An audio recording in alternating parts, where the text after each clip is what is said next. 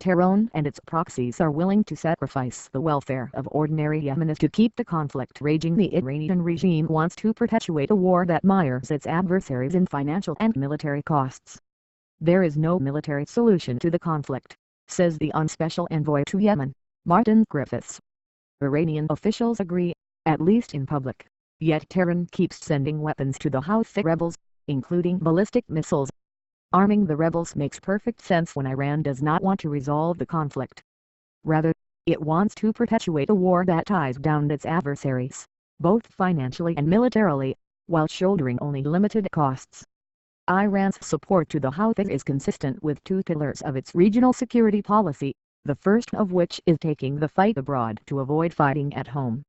If Saudi Arabia remains mired in the war on its own doorstep, it might be less capable and therefore less inclined to challenge Iran head-on with its conventional forces. The second pillar is to rely on Iran's asymmetric strengths, especially its ability to train or equip proxies who can't fight wars and infiltrate governments on Iran's behalf. In Syria, Iran has dispatched Afghan, Pakistani and Arab Shiites to fight and die for Bashar al-Assad's vicious dictatorship. Further west in Lebanon, Iran has spent almost 4 decades politically, economically, and militarily supporting Hezbollah, which now dominates the country and threatens Israel with its large and growing missile and rocket arsenal. In Yemen, Iran is perfecting this strategy with a much lighter footprint and with a comparatively lower cost. Rather than create a militia, Iran is co-opting and supporting local Houthi forces, who have their own grievances with Saudi Arabia as well as the Yemeni state. Tehran has provided the Houthis with rifles and other field weapons, anti-tank missiles and even modified short-range ballistic missile called the Burkan 2H, also known by its Iranian name, Fakayam-1, that has permitted the Houthis to strike the Saudi capital Riyadh, that lies several hundred miles from the Yemeni border.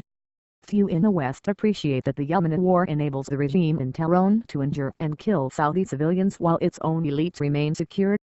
This brings us to the current battle for the deep-water port of Hodeidah located on Yemen's Red Sea coast. Hodeidah is the main lifeline for humanitarian aid such as medicine, food and clean drinking water for Yemeni citizens trapped in Houthi-controlled territory.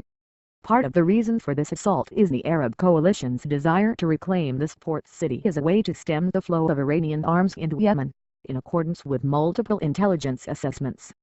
However, the UN has also pointed out that Hodeidah is not necessarily the most likely gateway for Iran's weapons.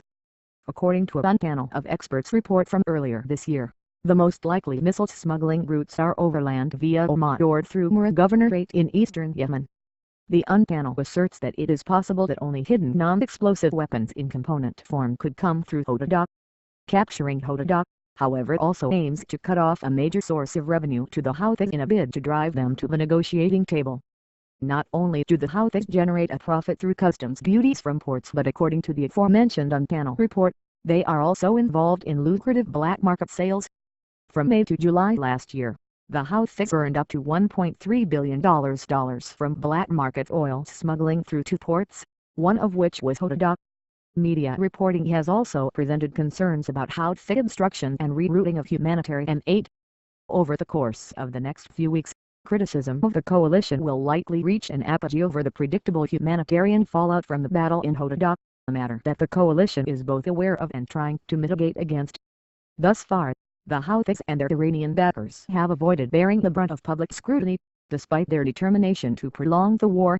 Yet whatever the outcome of the battle for Hodeidah, one thing is certain: Iran and its partners in crime remain willing to sacrifice the welfare of ordinary Yemenis in order to keep the conflict raging and pursue their ideological aims.